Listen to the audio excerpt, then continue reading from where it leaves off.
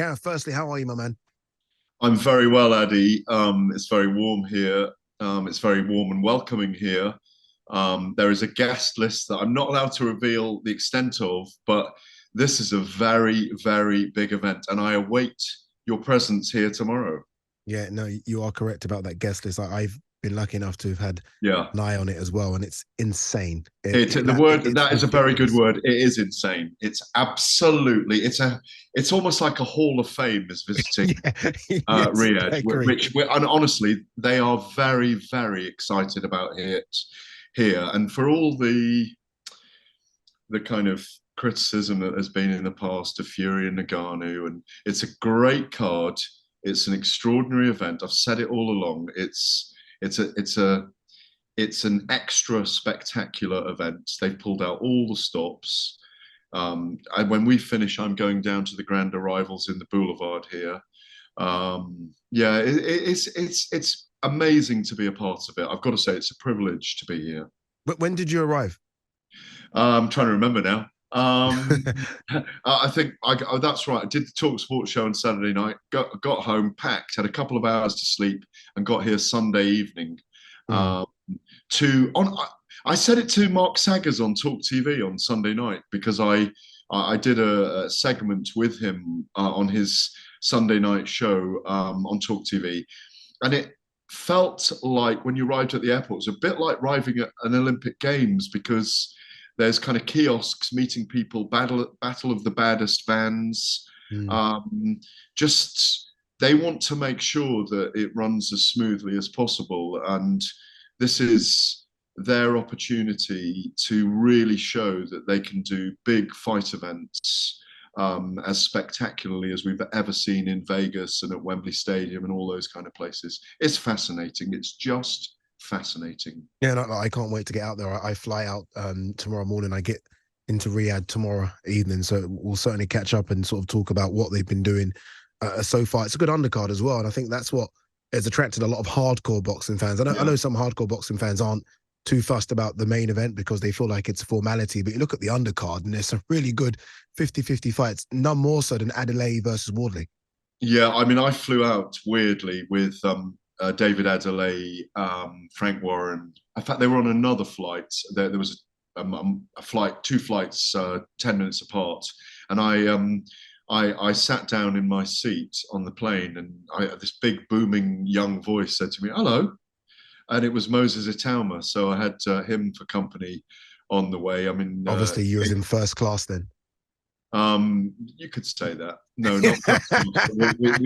We did turn left on the plane, yeah. Yeah.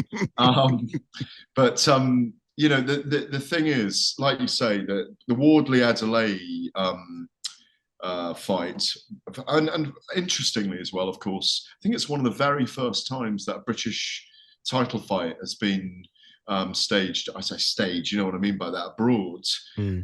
And the boxing board of control of the commission here. So, you know, there's just every step of the way. There have been attempts and successful attempts to make this, you know, as successful as possible. And like you say, the undercard. I mean, Jack McGann, who's the only non-heavyweight on the card, is 6 heavyweight fights, and that in itself is something special. You know, Jack McGann at light middleweight fighting Roberto Duran Jr. Were you aware of that?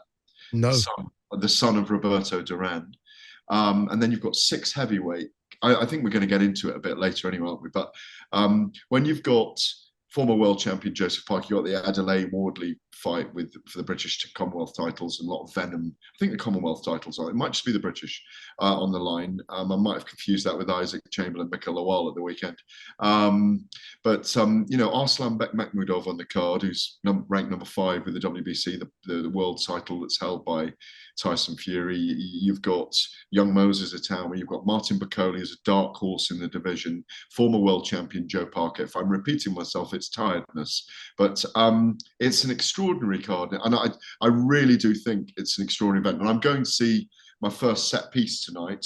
I had breakfast with Frank Warren on Sunday morning on the way out, and he said you know, again, he knew the guest list, and he said he's never really seen anything like it. No, it is sensational. We're going to get into the fight. Is there, do you think, a want from the Saudis to put on, if you like, middle tier fights? Obviously, we're talking the very biggest they want, right? Wilder, AJ, Fury, Usyk, this one, Fury and Garnu. Is there a want to put on mid tier ones as well to show that they are truly invested in the sport of boxing? Or is it just these Hollywood mega Super Bowl type events? Well, I think that's what we've got at the moment. But you'd imagine that they've shown that, look, they're with two promoters in Bob Arum and Frank Warren who've got 100 years of boxing experience between them as promoters. So you imagine they'd be picking their brains about who they should bring and who they should have here. There's definitely there has been an opening. I mean, you can hear. Listen, I've known Bob a long time, and he's so clever on boxing. He's he's very Machiavellian, and I don't mean that in an insulting way to Bob Arum, but he knows how to steer the ship. As does Frank Warren, amazing survivor in life and in fight sports. They're the elders of our sport, the presidential figures, and they know that to get these heavyweight fights over the line, and I'm not just talking about this one, Fury and Nagano. I'm talking about Fury and Alexander Usyk. I'm talking about Wilder and Usyk. I'm talking about Wilder and Joshua, Fury and Joshua. They're talking, I'm sure, about all these fights. And then as that grows, you'd imagine that you don't think they'll talk to the Canelos of this world and the Devin Haneys and the Ryan Garcias. They want to capture the imagination, and the way to do it is you go in big first of all, don't you, with the heavyweights, because there's no other division like the heavyweight division. And Isn't this a problem though, Gareth? And I mean a problem in terms of the money that they're offering.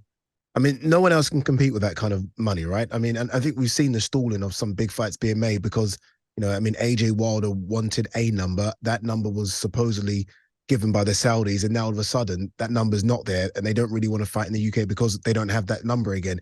Isn't it a problem when their numbers are so astronomical? Any other number just seems almost too small to want to get in the ring. Well, no, I think in a way, this is the powder keg, isn't it? The explosive start to the Riyadh season, which is part of the General Entertainment Authority. It's a government-run process, part of their Vision 2030, where they want to open the country up to the biggest sporting events. They're ambitious for the World Cup, for Olympics and Paralympics. Half their population of 9 million is under 25. Remember. 75% of the population is under 35, so it's a very young population. They want to open up to the world, and that's when you get here and when you're in this environment here, that is so obvious and germane here that they want their society to open up. Obviously, there's an Islamic way of life here that they can't ignore, and I think the opening up of their society, sport is a perfect conduit for that, as is music and entertainment and all those things. As I say, I'm heading down to the boulevard soon, which, we'll have that feel about it. They want this to be an international affair. And I go back to that guest list. I just want to say all the names on it, but I'm not allowed to because it's kind of under wraps at the moment. It is literally, and I'm staying in a big hotel complex. That literally, I could be rubbing shoulders with the greatest names in boxing, over the next few days that we've seen in the last 50 years. So that's all I can say on that. But it's literally, over the poached eggs and toast at breakfast. You could be doing a number of selfies, and blushing because of the names involved. So, is it a problem? No, it's not a problem because if this catches on out here, we didn't complain when our big boxing events were going to Vegas or New York. We didn't complain when some of those big events came to Wembley or Cardiff in that era of Joshua and latterly of Fury in the UK, or even looking back in the past with Calzaghe fighting in Cardiff at the Millennium Stadium, or it might have, I think it was the Millennium Stadium, and then over to the United States for big events. It's just boxing doesn't have a schedule. It's not a calendar sport. It's always been the Wild West, and I think if you invest enough in it, you're going to get the biggest fights. But I don't think, is it a problem that there isn't enough money for Joshua and Wilder maybe to fight in Vegas or the UK? Probably wait for money here in the Middle East, which is exactly, by the way, what Tyson Fury and Alexander Usyk have done. Yeah, I guess the one good thing about AJ, as we end this section, is that at least he's still fighting as he awaits that. Wilder, on the other hand, is doing nothing. Feet are up, waiting for that big check from Saudi.